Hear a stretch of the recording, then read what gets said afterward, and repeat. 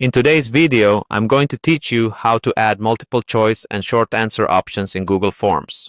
Google Forms is a versatile tool, whether you're conducting a survey, creating a quiz, or organizing an event.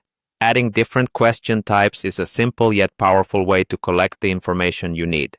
Let's dive into the process. First, start by navigating to Google Forms. If you're new to it, simply type Google Forms into your search engine and click the relevant link. Once you're on the Google Forms homepage, either start a new form or choose an existing one if you're looking to modify it.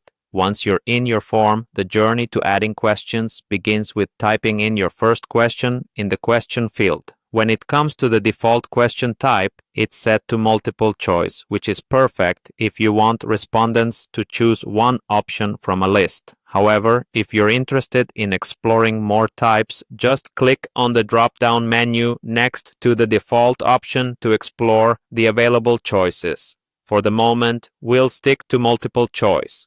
Now that you know where to find the selection, go ahead and click on Multiple Choice. Here's where you flesh out your question by typing your desired choices for the respondents to select. Feel free to be creative with your options, ensuring they cover all the possibilities you anticipate. And remember, it's entirely up to you how many choices you want to provide. Add as many options as you deem necessary until you feel satisfied with your question setup.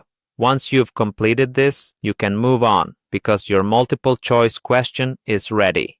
Next, let's create a field for a short answer. To do this, look to the right panel and click on the plus icon, which allows you to add another question. Once you've done this, type in the new question you want to ask. With your question ready, click on the multiple choice drop-down arrow once more to reveal the sub-options. This time, select Short Answer from the list.